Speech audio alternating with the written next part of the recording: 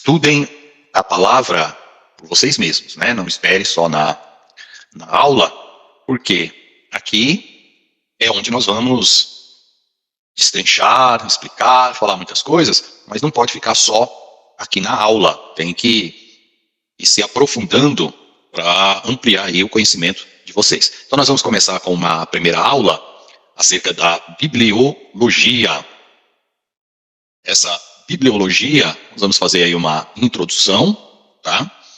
Eu não vou aqui ficar falando do material, que esse material vocês têm à disposição aí na plataforma, né? E alguns aí já vão ter ele também já escrito, né? O livro físico, tá se encaminhando aí, e como a irmã Rose e o irmão Felipe também tem, não necessariamente esse material aqui, eles têm um material que vai falar dessa matéria, né? Que é a bibliologia.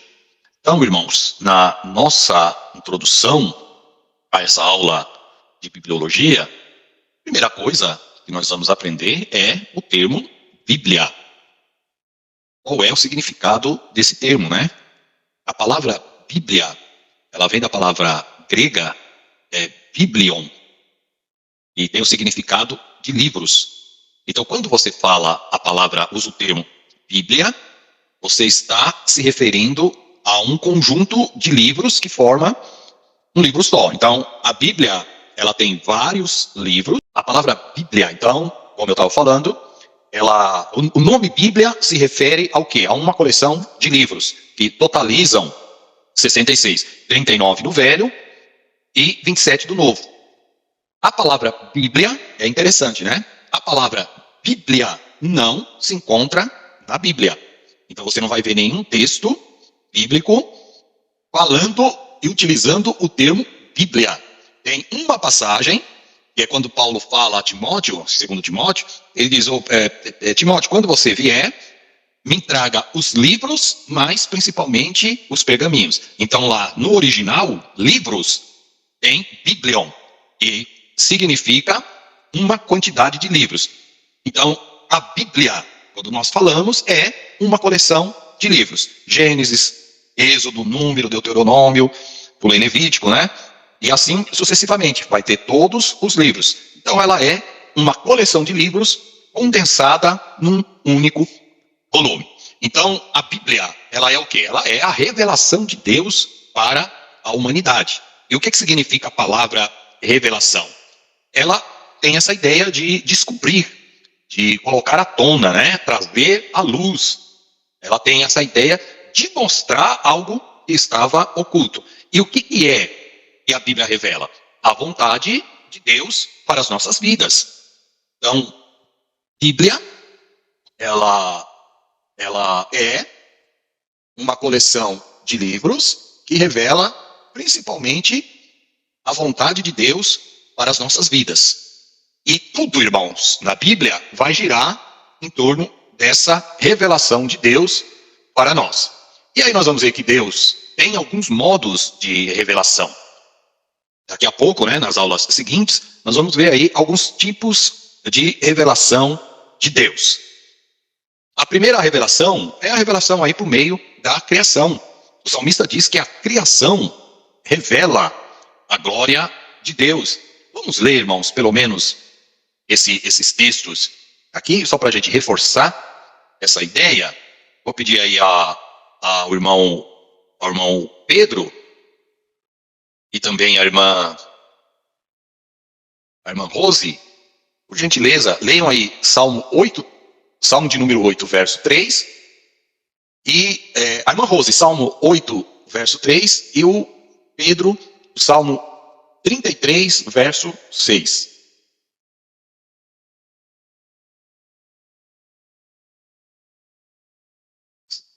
Se encontrou aí, pode fazer a leitura para nós, tá? Pode ler? Pode ler. Salmo 33, do versículo 6.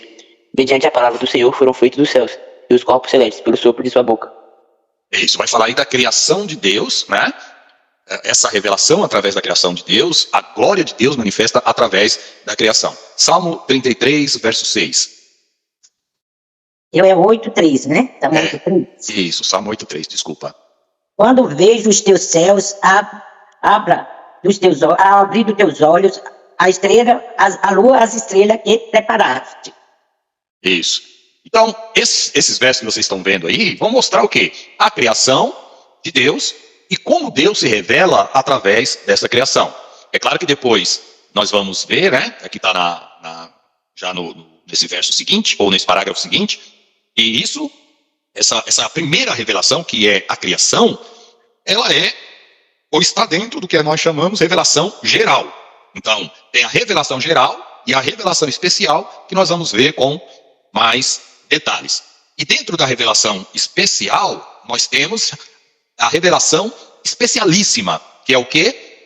Jesus vindo trazer para nós a revelação final acerca da pessoa de Deus. Como diz lá em Hebreus 1:1, né, do verso 1 ao verso de número 3, diz lá que, havendo Deus falado muitas vezes e de muitas maneiras aos pais pelos profetas, nestes últimos dias a nós nos falou pelo Filho, a quem constituiu herdeiro e por quem também fez o mundo. Aí o verso 3 vai dizer: tendo ele o resplendor da sua glória e a expressa imagem do seu ser. O que os versos iniciais de Hebreus está dizendo é que Deus falou através dos profetas, durante um período falou de muitas maneiras também, através de sonhos, revelações, teofanias, mas a revelação final de Deus para nós é Jesus Cristo trazendo o conhecimento final e necessário acerca da pessoa de Deus. E ele veio trazer o quê? Veio trazer as boas novas do Evangelho. A palavra Evangelho significa aí boas novas. Então, Jesus, ele veio trazer para nós as boas novas de salvação. Muito bem, já passamos aí para o tópico específico, que é a revelação geral de Deus. O que é essa revelação geral? Vamos nos deter um pouquinho nessa questão. Há dois tipos de revelação, e aí vocês já começam a gravar esses detalhezinhos, diferenciar uma coisa da outra. A revelação geral e a revelação especial. Na revelação, irmãos, geral, como eu disse no início, Deus se revela através da natureza. Então, não há conhecimento de nenhuma sociedade que não tenha a ideia de uma divindade superior em que elas acreditem. Sempre vai haver naquela comunidade uma divindade ou divindades, dependendo, e elas vão acreditar. E sempre é dentro da mesma linha, sempre é dentro da mesma história. Ou seja, se eles forem politeístas, e a maioria esmagadora são politeístas, ou seja, acreditam em vários deuses, sempre vai haver aquela ideia de divindades menores e de uma divindade suprema, uma divindade maior que criou todas as coisas. Então, essas divindades, e sobre elas, essa divindade maior, que é o Deus maior, dessas comunidades, dessas sociedades, eles vão ter a ideia de Deus, claro, e não é essa ideia de Deus que nós conhecemos através da palavra de Deus, e mesmo o Deus cristão.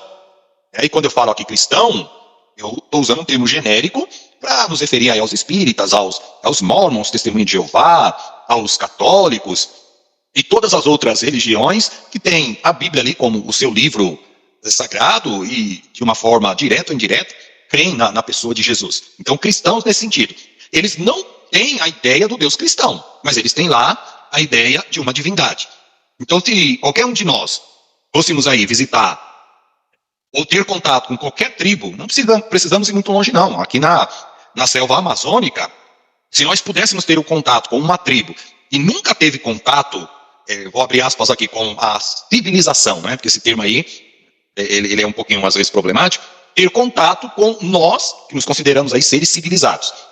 Se nós tivéssemos o contato com eles, o primeiro contato, nós veríamos que lá haveria uma divindade na qual eles acreditavam, pela qual eles fazem os seus cultos, as suas cerimônias, enfim, sempre vai haver essa ideia de uma divindade.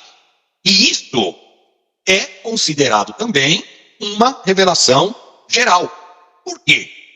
Como que nós explicamos, irmãos, uma sociedade que nunca ouviu falar de Deus, mas eles acreditam numa divindade. Eles acreditam no ser que criou todas as coisas, num ser que cuida das plantações, que cuida de cada um deles, que ouve as suas orações. Eles sempre vão ter lá um sacerdote, que é aquele que nós chamamos o pajé da tribo. Sempre vai haver essa ideia de Deus. E aí nós perguntamos, mas como que todas essas sociedades podem ter essa ideia de Deus, sendo que nunca houve aí uma pregação de missionários para essas pessoas? Porque há a revelação geral. Essa revelação geral está o quê? Na consciência das pessoas. Deus colocou ali, na consciência delas, faz parte da constituição do ser humano, essa ideia da crença num ser divino. Ela está deturpada por conta do pecado? Ela está. Mas, pelo fato de nós termos aí os indícios de que as sociedades creem numa divindade, ainda que adora a pedra, o sol, a lua, adoram várias divindades, são idólatras, mas tem lá na alma deles a gravação, a marca, que ninguém apaga, da existência de um ser supremo. Então, isso é revelação geral. A ideia incrustada, colocada, escrita na alma humana, quando a pessoa nasce, dessa crença num ser divino. Então, é claro que nós vemos aí já uma providência divina. Vamos meditar numa passagem bíblica para ver o que Paulo fala sobre essa questão. Abram a Bíblia de vocês, no livro de Romanos. Paulo, em Romanos 1,18, ele vai dizer: porque dos céus, ele diz, se manifesta a ira de Deus sobre toda a impiedade e injustiça dos homens, que detém a verdade de Deus em injustiça. Olha aqui o verso 19, ó. Porquanto o que de Deus se pode conhecer, neles se manifesta, porque Deus lhe manifestou. Porque as suas coisas invisíveis, desde a criação do mundo, tanto o seu eterno poder como a sua divindade, se entende claramente, se veem pelas coisas que estão criadas, para que eles fiquem inexcusáveis. O que Paulo está dizendo aqui nesses dois versos? Que o que essas pessoas, no primeiro momento, precisavam conhecer de Deus, Deus manifestou para eles. E de que forma que Deus manifestou para essas pessoas? Nós vamos ver um pouco mais à frente, pela consciência e também pela criação. Porque aqui está, ó, o eterno poder de Deus e a divindade de Deus se entende e claramente se vêem pelas coisas que estão criadas. Então, quando qualquer pessoa olha para a natureza, ele precisa endurecer muito o coração para não ver nessa criação, nessa natureza, nesse universo, a mão de um projetista, de um ser inteligente que projetou tudo isso. E aí, o verso 21 diz: porque tendo conhecido a Deus, não glorificaram como Deus, nem lhe deram graça, antes em seus discursos se desvaneceram, e o seu coração sensato se obscureceu. Então, essas pessoas, mesmo de alguma forma tendo conhecimento de Deus, eles acabam endurecendo o seu coração e permitindo que a sua natureza pecaminosa conduzam eles para os caminhos tortuosos. Ou seja, ao invés de glorificar a Deus, o coração deles acaba por se endurecer. E aí Paulo diz no 22, eles, dizendo-se sábios, tornaram-se loucos. Aí Paulo vai falar aqui da natureza pecaminosa desses homens que não têm o temor de Deus por conta do seu coração obscurecido e acabam se entregando às várias concupiscências da carne, aos desejos pecaminosos. E aí Paulo, ele vai no verso de número 2, continuar, porque aí eu quero trabalhar com vocês a ideia da consciência. Nós estamos utilizando aqui a matéria de hermenêutica, tá? Lembra lá do contexto inicial, imediato, remoto? Estamos trabalhando aqui. Porque os homens são indesculpáveis diante de Deus. Deixa eu pegar aqui a parte da consciência, que é onde eu quero chegar. Olha aqui, ó. Porque quando gentios que não têm lei fazem naturalmente as coisas que são da lei, não tendo eles lei, para si mesmo são lei. Paulo está dizendo aqui que no seu período, os gentios, mesmo dizendo que não tinham conhecimento da lei mosaica, né, ou da lei universal de Deus, que é o que é a lei moral, Paulo está dizendo que em qualquer sociedade que você vai, tem um código de leis. Não existe sociedade sem um código de leis. Esses códigos de leis, eles podem serem, muitas vezes, deturpados por conta do pecado? Podem. Mas, na maioria dos casos, nós vamos ver que as leis são semelhantes em todas as sociedades. Vamos pegar aqui um exemplo básico. Se você pegar uma tribo indígena, nessa tribo indígena, o pai, ou melhor, o filho, pode matar o pai sem motivo algum? O que vocês acham? Não. Não. Por quê?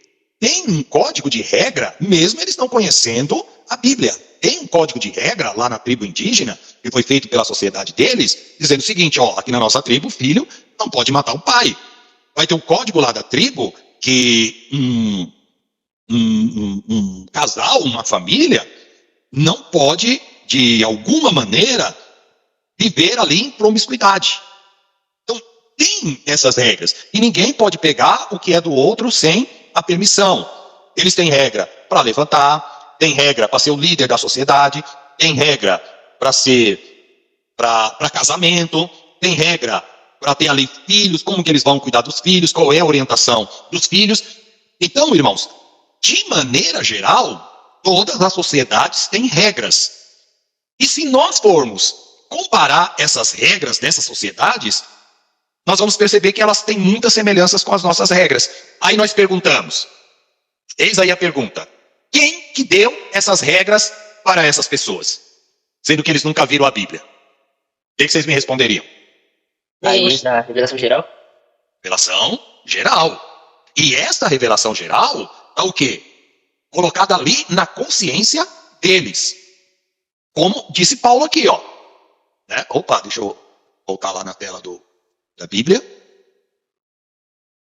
Como disse Paulo aqui, porquanto os gentios que não têm lei, aqui Paulo está falando, a lei divina, a lei moral, tal qual ele conhecia, né? A lei dada por Deus, através de Moisés, para regrar o pecado da humanidade. Ele diz aqui, ó, fazem naturalmente as coisas que são da lei, não tendo eles lei, para si mesmos são leis. Agora olha o que diz Romanos 2,15. Os quais mostram a obra da lei escrita no seu coração, testificando a sua consciência e os seus pensamentos, quer acusando-os, quer defendendo-os. O que Paulo diz? Que Deus escreveu essa lei moral no coração das pessoas, irmãos. Mas é claro que há uma negação dessa lei de Deus por conta da natureza pecaminosa. Então, essa lei escrita no coração, a consciência dessas pessoas vai estar o quê? Ligada a esse código de lei. Então, no exemplo que eu dei, se o filho matar o pai nessa tribo indígena, o que vai acontecer com a consciência dele? Desse filho que matar o pai nessa tribo indígena, aí que nós estamos colocando como hipotética, e lá matar o pai, pelas regras da tribo, é proibido. O que vai acontecer com esta pessoa que matou o pai? Em termos de consciência, o que vai acontecer com ele? Eu acredito que a consciência vai pesar. Vai pesar. Por quê? Ele vai falar, olha, a lei aqui está dizendo que nós, né, os filhos, nós não podemos matar os nossos pais. Eu transgredi a lei da tribo. Eu fui contra os mandamentos aqui da lei da tribo. Então, a consciência dele vai acusar. Então, há essa lei moral e ela é universal. Agora, essa mesma lei, que é universal, escrita no coração e na consciência das pessoas, de todas as sociedades, elas podem variar? Claro, e pode. Então, vamos ver como essas leis, elas variam. Eu dei um exemplo aí para vocês dessa tribo hipotética, E não é permitido o jovem ou o filho matar os pais. Só que eu tenho conhecimento de uma tribo, e é uma regra na sociedade deles, quando os pais envelhecem, estão ali doentes, e já não servem ali para o trabalho braçal, no pensamento dessa tribo indígena, começa a dar trabalho, os próprios pais pedem que os filhos sacrifiquem eles. Ou seja, os próprios pais falam, olha, já não servimos mais, não queremos dar trabalho aqui para a tribo, então é uma honra nessa tribo da África o pai ser sacrificado pelo filho. E aí o que o filho faz? É uma festa. Vai lá, mata os pais, tem ali todo o trabalho do funeral, depois eles pegam os ossos, eles quebram ali os ossos e pegam o corpo do pai, cremam ali os ossos, esmigalham os ossos e eles, numa grande festa, comem os restos mortais dos pais numa espécie de sopa. Então isso para nós é chocante, mas é um conceito, uma ideia, uma lei que tem essa tribo. Por isso que eu estou falando. E a lei moral geral, universal, está lá escrito no coração e na consciência dessas pessoas. Porém, por conta da natureza pecaminosa, há o quê? Um desvirtuamento dessa lei moral. Um outro caso, isso é aqui no Brasil. Tem uma tribo, inclusive tiveram que fazer um trabalho, né, com essa tribo, porque é cultural. É uma tribo, e na expressão que nós usamos, ela já foi civilizada. Mas lá tem um problema seríssimo nessa tribo. Eles, quando uma criança nasce, e essa criança nasce defeituosa, fisicamente, ou ela nasce com algum distúrbio mental, eles sacrificam as crianças. Ou seja, eles literalmente matam a criança, o bebê que nasce. Então, não sei como está hoje isso, mas na época teve até uma repercussão de alguns casos de pessoas que foram lá e mataram os filhos porque os filhos nasceram com problemas físicos e mentais. Então, a pergunta que eu faço, é correto fazer isso? Não. Não é correto, irmãos? Não é. Irmão Paulo, não sei se o irmão Paulo está ouvindo aí. Não é correto. Não é correto, né? Então, o que acontece? A lei nossa, aqui do Brasil, e as leis da Europa, América do Sul, América do Norte, da própria Ásia, os próprios países árabes, eu não tenho conhecimento se há, no meio deles, desses povos aqui que eu acabei de citar, algum povo que faça isso. O que eu conheço são, geralmente, as tribos indígenas. Sei que os gregos, lá atrás, antigamente, faziam isso também. Mas eu estou falando sociedades modernas. Eu não tenho conhecimento de nenhuma tribo, nenhuma sociedade que mata os filhos quando nascem. A não ser nessas sociedades que nós chamamos sociedades mais primitivas.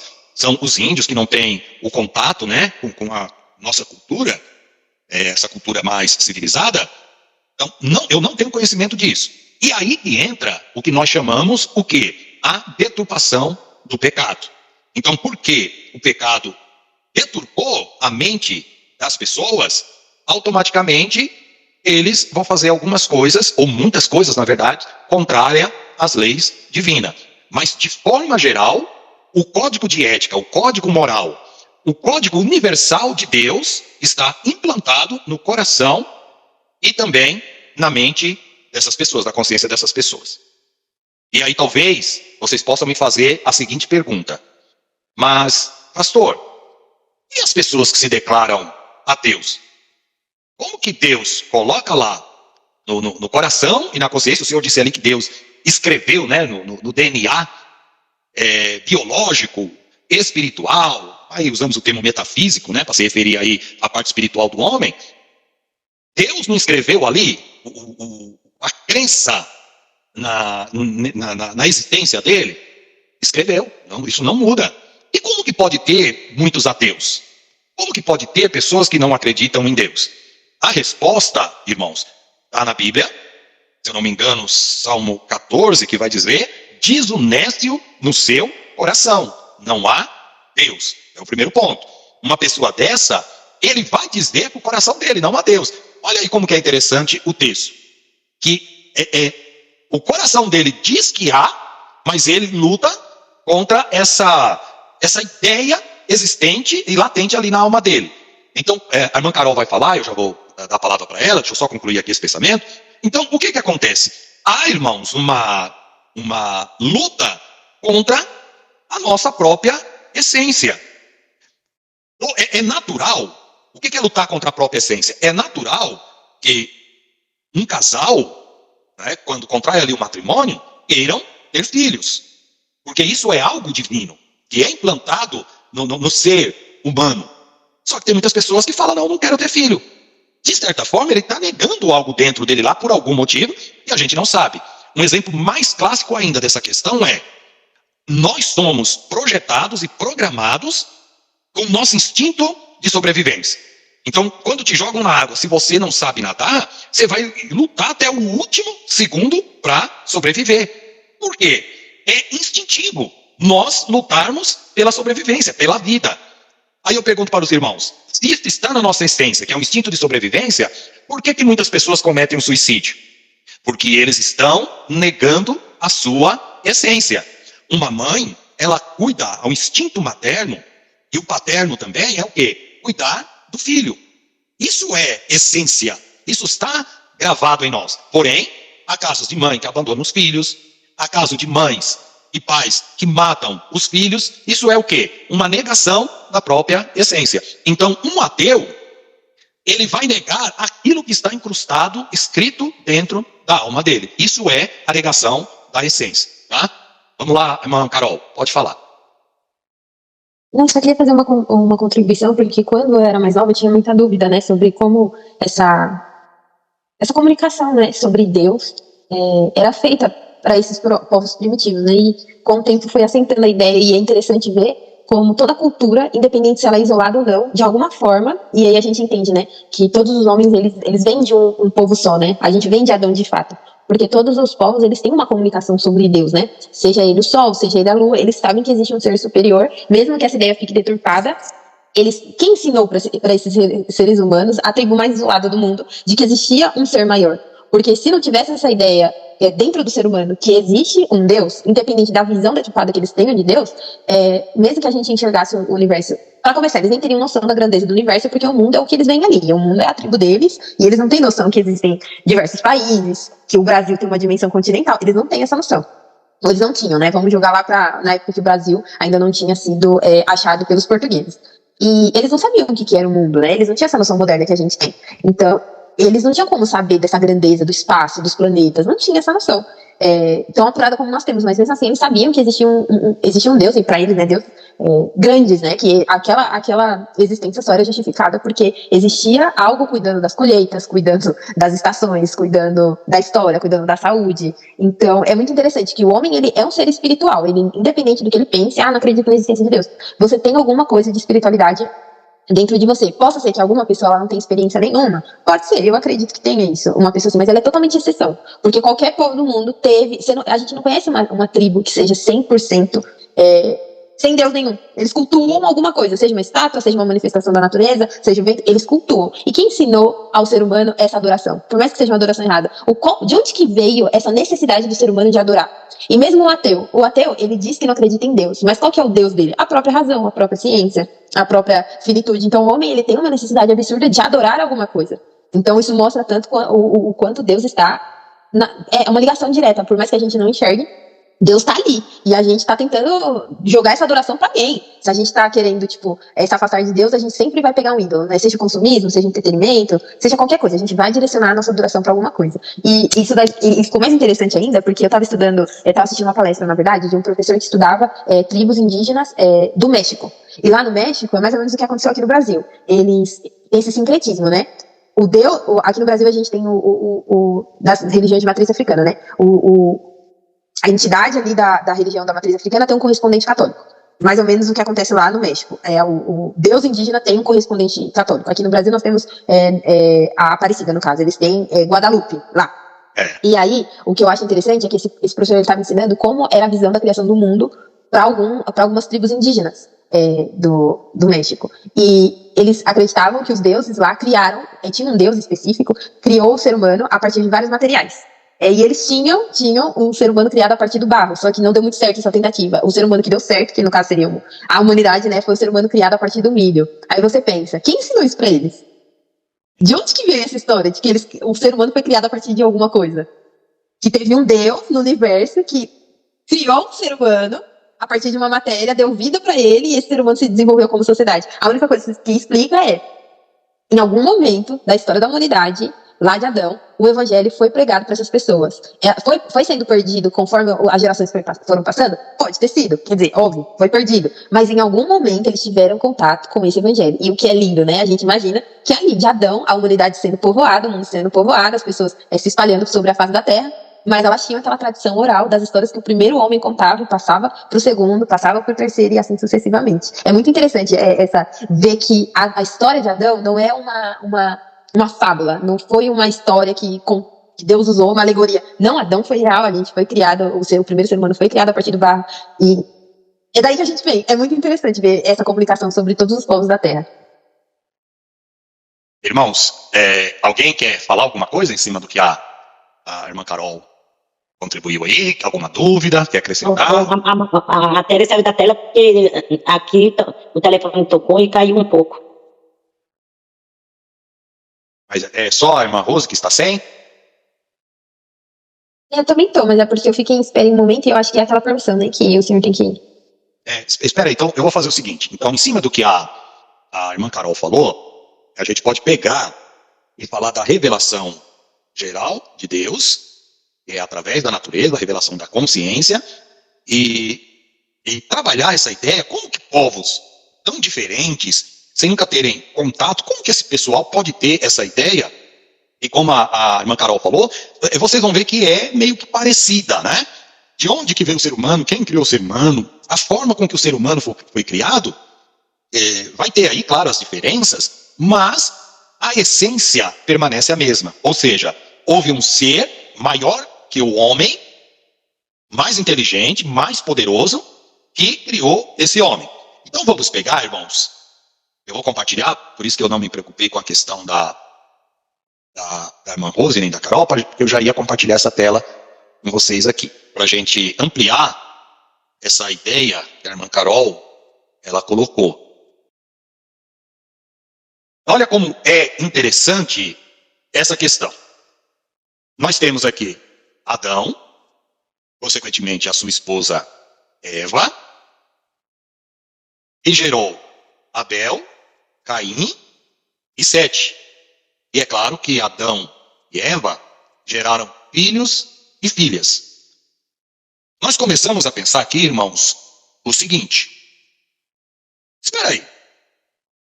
A Bíblia diz para nós que Abel é a primeira vez que a Bíblia vai se referir a sacrifício. Quando Abel, junto com Caim, vão oferecer a Deus as primícias. Abel oferece a gordura e Caim oferece as primícias dos frutos. E é a primeira vez na Bíblia que nós vamos ver alguém oferecendo algo a Deus. Se Abel fez ali o sacrifício, já tinha uma ideia de como nós deveremos nos aproximar de Deus. Qual é o tipo de oferta que Deus se agrada. Então, as ofertas, as regras das ofertas que vocês veem lá em Êxodo, começa em Êxodo pelo menos, e ela vai se transformar numa legislação lá em Levítico, eu vou fazer uma pergunta básica. É claro que eu sei que vocês têm a resposta, mas é uma pergunta de reflexão. Irmãos, quem que ensinou para Abel e para Caim que eles deveriam oferecer as primícias para Deus? Quem ensinou para Abel que ele deveria oferecer um sacrifício para Deus? Quem ensinou para Caim que ele deveria oferecer ali as primícias para Deus? Alguém pode responder aí para mim? Não faço ideia. Eu imagino que não tem nada na Bíblia que indique, né? Mas eu imagino que era uma questão discutida entre Deus e Adão. Até porque eu não sei se todos os diálogos estabelecidos entre Adão e Deus foram registrados na Bíblia. Porque, pelo que a Bíblia narra da relação entre Deus e Adão, eram que eles eles tinham conversas, né? Eles tinham uma relação muito próxima, Adão e Deus. Então, eu imagino que não foram registrados, e algo, não sei, não faço ideia. Eu tento, pode ser que Deus tenha ensinado, possa ser que não tem como falar de tradição, porque um homem só, como que ele estabeleceu uma tradição? Ele era o primeiro homem. Então, tudo que a gente entende por adoração foi Adão que inventou, né? Foi Adão que estabeleceu essa questão de oferecer algo para placar ira ou ingratidão a Deus. Foi Adão que criou? Ou foi algo que era estabelecido na dinâmica, nas leis do universo, né? Que Deus sempre, que algo precisava ser oferecido para Deus, porque a gente vai ver isso na Bíblia toda, mas eu não faço ideia. Eu imagino, eu estou aqui divagando aqui, tentando responder. Se você for observar em Gênesis 3,15, ali o Senhor já promete Jesus Cristo. Porém, inimizade entre tu e a mulher, entre a tua semente e a sua semente. Essa por lhes ferirá a cabeça e por lhes ferirá o calcanhar. Aí entra Gênesis, se eu não me engano, 4,3, a Bíblia vai dizer que a cabo de dia trouxe Caim uma oferta da terra ao Senhor. E Abel trouxe das suas primícias, da gordura e das suas primícias. E Deus atentou para Abel e Caim. Isso, não sei se só foi para mim que caiu aí a ligação. Cortou aqui para mim também. Para todos, né? Pastor Paulo, se o senhor estiver nos ouvindo, a gente chegou ali, né? Gênesis 3,15, a promessa do Redentor. E aí, depois, na sequência, Abel, lá em Gênesis 4,4, vai falar que ele trouxe das primícias do seu rebanho e da gordura deste. E diz o texto que Deus se agradou, né? De Abel e de sua oferta. Então, assim, se você for observar, essa de sacrifício já vem passando de geração em geração. Então, Deus, aí pelo em Abel, aí Caim Abel, aí Adão gera 7 anos, Caim Malalael, Jared, aí vai indo. Então você vai ver que o pastor Odilon tem um filho. A Bíblia vai dizer em Provérbios 22,6, educa o menino no caminho que ele deve andar e quando ele crescer não se desviará dele. Então geralmente Deus passa para Adão vai passando para a geração, até chegou Jesus Cristo que foi o sacrifício, no meu entender. Ótimo. Pastor Paulo, eu sou... Sim, Rose. Eu também entendo igual o pastor Paulo, né? Certo. Porque eu acho que na revelação geral que Deus já ministrou no coração de Adão, né? E da Eva. Aí eles começaram a ministrar no coração de Abel e Caim, né? É isso. Então vamos unificar aí todas as palavras. Vem de geração em geração, né? Isso. Até o sacrifício, né? Quando veio Jesus, né?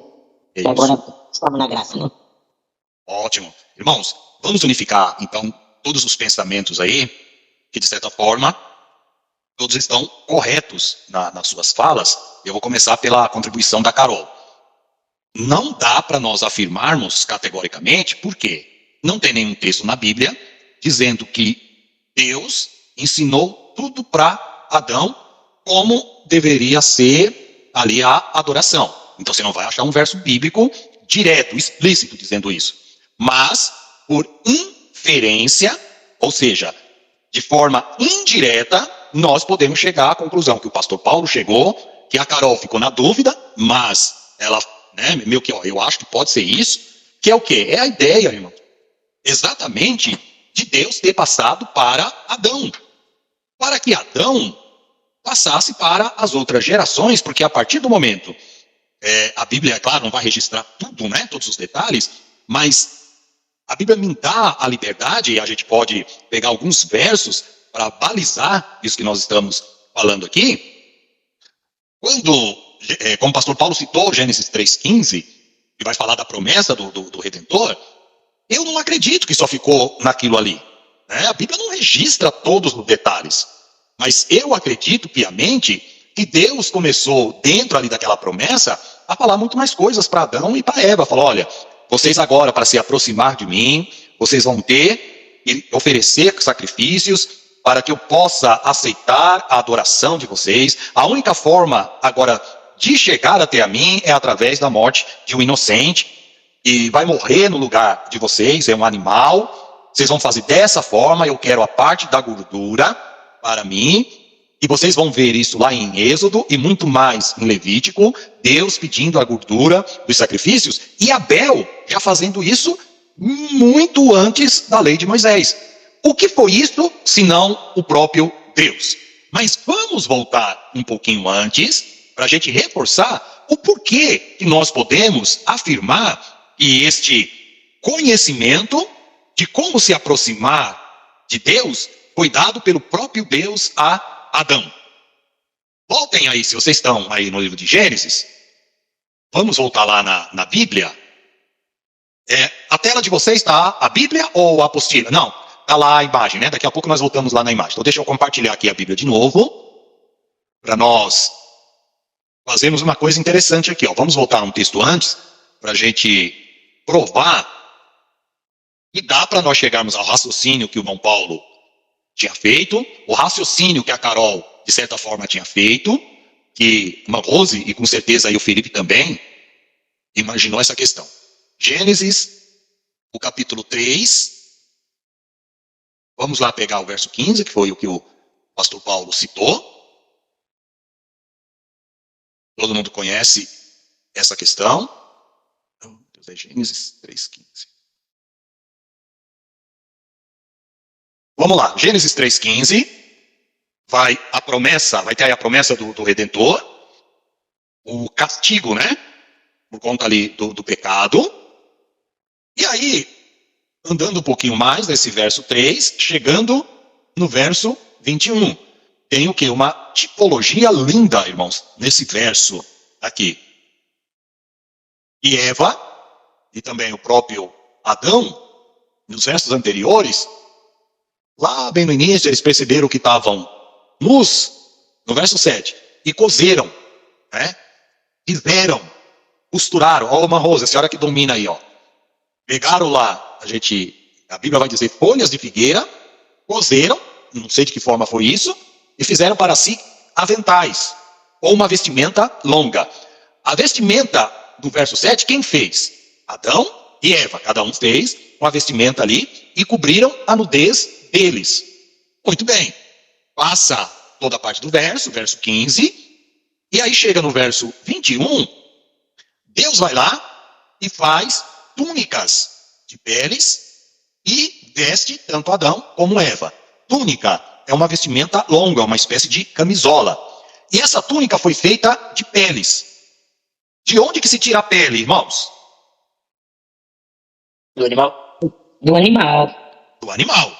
Então, há aqui uma tipologia dizendo o seguinte para nós. Que um animal, aqui, deduzimos isso, o texto não está dizendo, mas pela tipologia nós podemos deduzir isso, que um animal, ele foi morto, para que a pele dele fosse tirada, para cobrir a nudez de Adão e também de Eva. Qual é a tipologia que está aqui?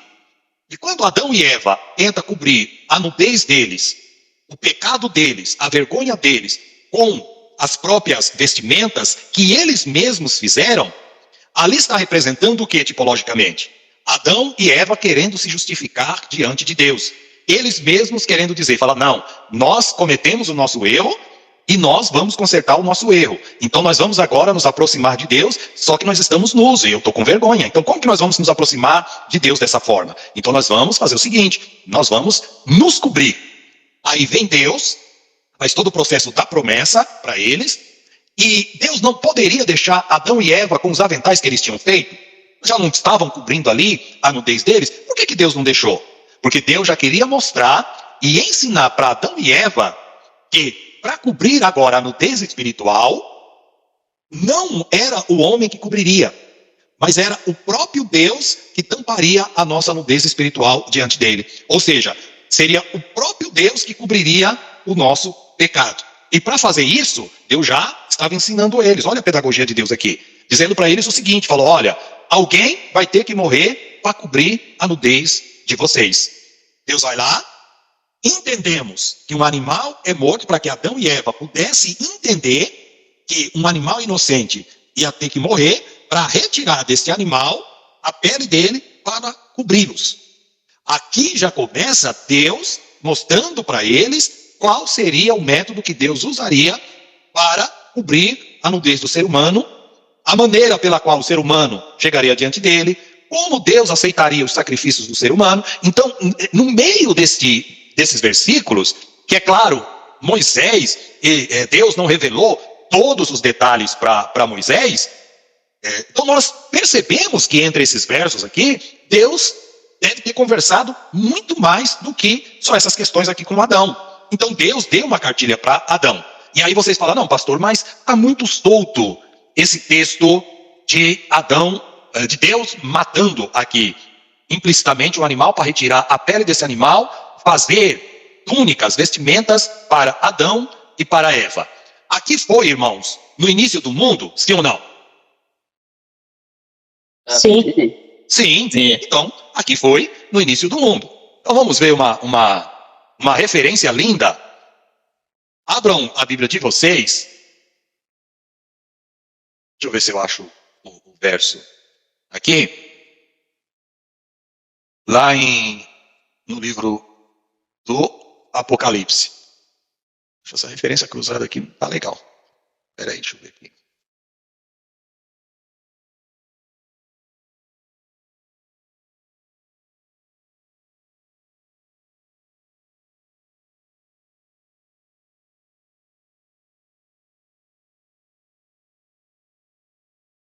Não é Apocalipse 22, 14, não? Espera aí, só um minutinho. Deixa eu ver aqui. Diz do que aí, pastor? Cordeiro foi morto desde a fundação do mundo? Acho que é Apocalipse 13, 8.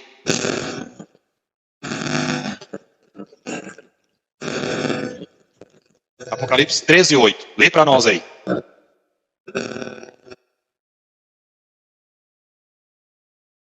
Eu não tô conseguindo ler. Não conseguindo ouvir o Paulo daqui. Tá falhando. 13, 8. Isso. E adoraram todos os que habitam na terra. Esses...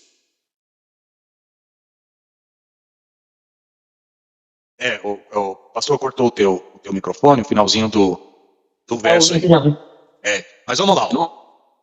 Tá cortando aí. E habitam na terra. Ainda está cortando, viu, pastor Paulo? Não sei aí se está com um probleminha no teu microfone, mas vamos lá. Aqueles cujos nomes não foram escritos no livro da vida do Cordeiro, e foi morto desde a fundação do mundo. Qual que é a ideia, irmãos? Quem que representava aquele Cordeiro lá de Gênesis 3:21? Tipologicamente. Jesus. Então, Jesus, nós entendemos que é aquele animal, tipologicamente falando, que foi morto lá para cobrir, foi tirado das peles para cobrir a vergonha, né? Fazer a vestimenta ali para tanto Adão como Eva. E detalhe, Deus fez uma vestimenta específica para Adão e uma específica para Eva, né? Parece que a gente pode imaginar Deus ali medindo, né? Aqui deixando a cabeça meditar, né? Claro que a Bíblia não está falando nada disso. Deus dizendo ali nas entrelinhas, olha, eu vou fazer uma roupa que cabe justinho em você, Adão, e uma roupa que cabe certinho para Eva. Deus fez uma vestimenta ali perfeita, irmãos, que coube tanto para Adão e como também para Eva. Quando acontece isso, é claro que há ali uma pedagogia, um ensino de Deus, uma forma de mostrar para Adão que seria ele, o Deus, que proveria o meio de nos cobrir. E junto com tudo isso, vem o quê? A ideia de Deus passar para Adão e para Eva a forma com que eles poderiam se aproximar de Deus. Até aí tudo bem, irmãos? Sim. Todo o raciocínio que nós fizemos aqui. Então nós temos uma base para afirmar o que o pastor Paulo afirmou, o que a Carol e também o que a irmã Rose, o Pedro aí de alguma forma também concordou, está entendendo tudo. Não é solto esse nosso pensamento de que foi Deus que passou para Adão e Adão foi repassando para os seus filhos a forma como eles deveriam adorar, porque isso não foi intuitivo. Adão do nada ensinou para Abel e para os seus filhos, Caim e todos os outros, a forma como eles deveriam se aproximar de Deus. É o contrário.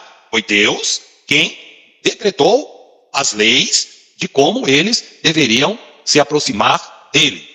Agora, tudo isso nós estamos fazendo para mostrar aquele raciocínio que a irmã Carol fez acerca de que foi passando de geração para geração. Então não há ninguém indesculpável, como diz Paulo lá em 1 Coríntios capítulo 2, acerca da existência de Deus. Porque foi passando, irmãos, de geração para geração. Aí chega aqui no dilúvio, todos morrem, Mas qual foi a primeira coisa que Noé fez quando ele saiu da arca? Alguém lembra? Primeira coisa que Noé fez quando ele saiu da arca. Plantou uma vinha. Oi? Então, eu errei aqui, viu, pastor Paulo? Tá onde aí? Qual capítulo? Não, é... Se não me Ofereceu? engano, quando ele- é sacrifício. Isso. Então, eu pensei que o senhor estava lendo aí, porque eu falei, se ele estiver lendo, então eu que raciocinei errado aqui. Então, vamos lá. Gênesis, vamos pegar aqui. Gênesis 10. Encheu a terra. Vamos ver aqui o 9. Vamos ver aqui para nós termos certeza. Ó. Noé. Deus fala para Noé sair da arca no capítulo 8, verso 20. Aí, ó, o verso 19, verso 20. Deus fala, Noé, sai aí da arca, todos os répteis, todos tal, segundo as suas famílias, mandou sair tudo. A primeira coisa que a Bíblia mostra Noé fazendo depois que ele sai da arca é o quê?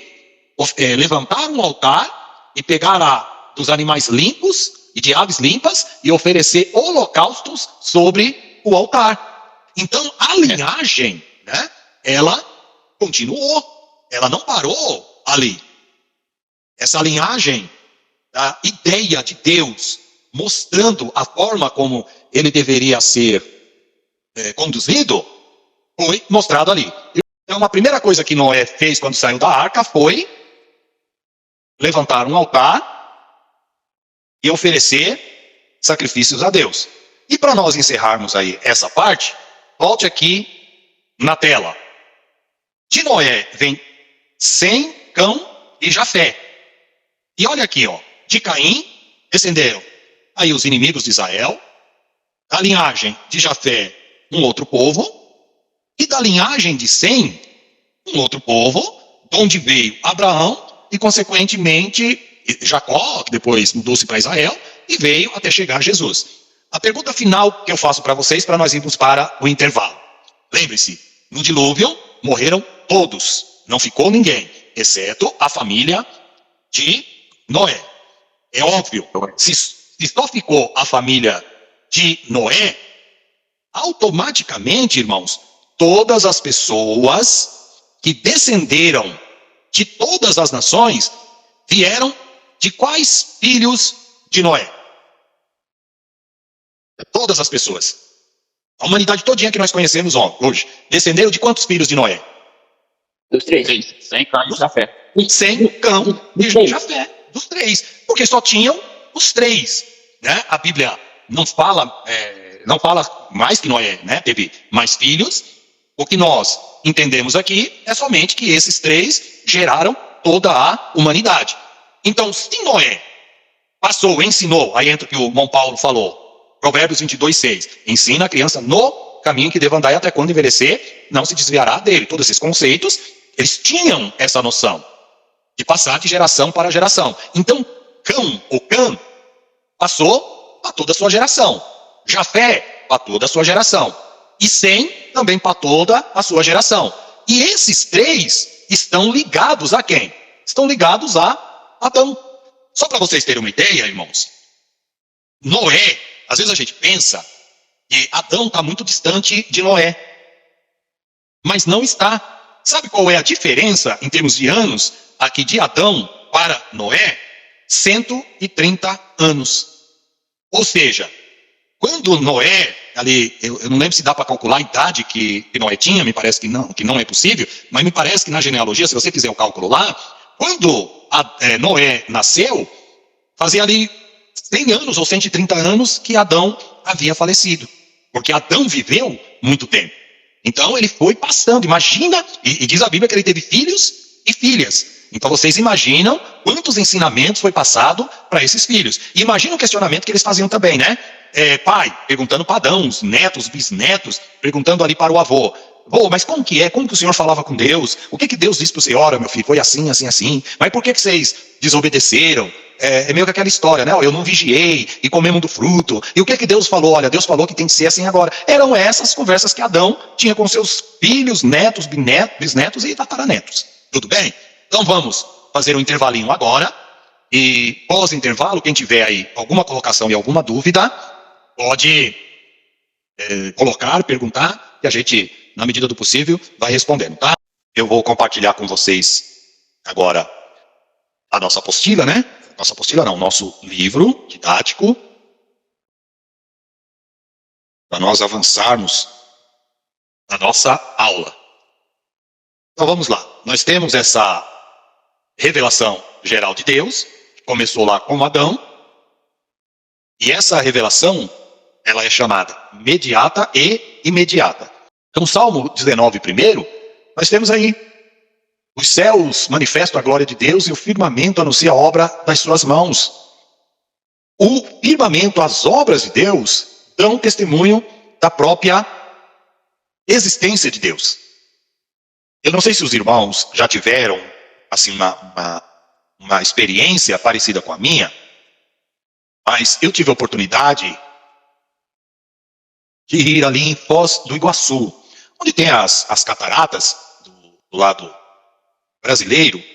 Irmãos, eu me lembro que eu comentei com a minha esposa e a minha filha, dizendo o seguinte: se um ateu, eu dizendo, né, a gente conversando lá, eu dizendo, se um homem chegar, um ateu, chegar nesse lugar, e por um segundo, ainda que seja um segundo, ele não se mover, ele não amolecer o coração por um segundo, ainda que seja, para dizer: essa beleza, essa maravilha que eu estou vendo aqui, só pode ter sido uma inteligência superior, uma inteligência maior.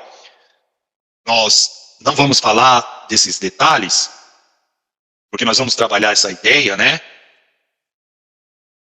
Na disciplina de antropologia, nós vamos falar um pouco aí dessa questão da ciência em relação ao ser humano, mas a gente já antecipa alguma coisa. Tudo que nós vemos, irmãos, na natureza, revela a glória de Deus. Os fenômenos naturais, como os trovões, os terremotos, o raio, a neve, a água, a praia, o mar, bom, a natureza de forma geral, tudo revela a glória de Deus. Inclusive, os antigos, eles acreditavam que o trovão era a voz de Deus. Os raios, os terremotos, era o quê? O mover de Deus ali, né? Era Deus movendo a terra. Claro, depois com o advento da ciência, o homem parou de acreditar nessas questões.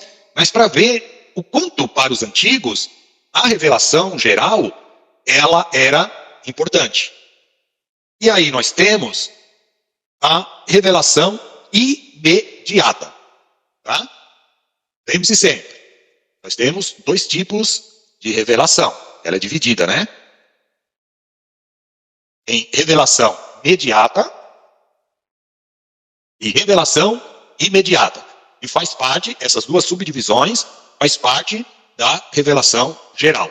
Então, revelação mediata é a revelação que nós precisamos, é como se tivesse um mediador. Por isso de mediata. Ou seja, nós olhamos para a natureza e nós vemos Deus através da natureza. Na imediata, nós não precisamos de um terceiro. E por que nós não precisamos de um terceiro? Porque ela já está dentro de nós mesmos. Que é o quê? A nossa consciência e o nosso coração. Deu para separar, irmãos, aqui a diferença entre Sim. mediata e imediata? Tudo bem aí? Sim. Ótimo. Então, a revelação mediata e imediata está dentro da revelação geral, porque depois nós vamos ver a revelação específica. Então, nós já falamos aí da imediata, e é a que vem através da consciência. Está aqui, ó, nós já falamos sobre essa questão das pessoas, né? As sociedades antigas acreditavam em muitos deuses. Depois, a maioria das sociedades aí passou a acreditar em um só Deus, né? Como as chamadas religiões monoteístas, que são as maiores, que são os judeus, os muçulmanos e a maioria dos cristãos, excetuando aí os católicos. Toda essa questão aqui, ó, do politeísmo, do monoteísmo, sempre tem essa ideia. Monoteísmo A religião, mono é de um, e acredita em um só Deus. Poli significa muitos. Então, tem as religiões monoteístas, islâmicas, a religião islâmica, ou muçulmana, o judaísmo e o cristianismo, excetuando aí a igreja católica. E aí nós vamos, deixa eu só achar, aqui, né? Essa revelação imediata, que vem da consciência, e nós temos a revelação específica, que é o quê? A revelação que vem através de Jesus Cristo, através da Bíblia, da palavra de Deus. Então, quando nós falamos revelação específica, tem a ver com aquela revelação que não é dada a conhecer a todos os homens, porque é uma revelação, por isso o nome específica. Você vai ter aí as tribos, as sociedades que conhecem Deus através da natureza, mas para conhecer a Deus como nós conhecemos, é só através da revelação específica. E essa revelação específica só é dada para aqueles que nascem de novo. Ela é oferecida a todos, porém, de certa forma, nós só obtemos essa revelação específica através da pessoa de Jesus Cristo. Então ninguém obtém essa revelação específica se não for através da pessoa de Jesus Cristo. Então não basta ter a Bíblia, não basta dizer que crê em Jesus. Quando nós falamos aqui revelação específica, nós estamos falando a revelação para salvação. Vocês conseguem diferenciar essa questão? Deixa eu trabalhar um pouquinho essa ideia com vocês aqui. Então vamos lá. A revelação específica veio através de Jesus Cristo, mas só pode dizer que tem essa revelação específica aqueles que nasceram de novo. Ainda que as pessoas professem o nome de Jesus, tenham a Bíblia, mas não nasceram de novo, elas não têm a revelação específica. Elas ainda estão dentro da revelação geral, mediata e imediata. Revelação imediata, olha, creio em Deus. Revelação imediata, a consciência deles pesam, porque cometeram algo que até a própria Bíblia aí, no caso do cristianismo aqui, vai usar a Bíblia como padrão de moral e de conduta ali, né? Nossa sociedade tem como base os princípios bíblicos, as leis, tem aí as bases na Bíblia.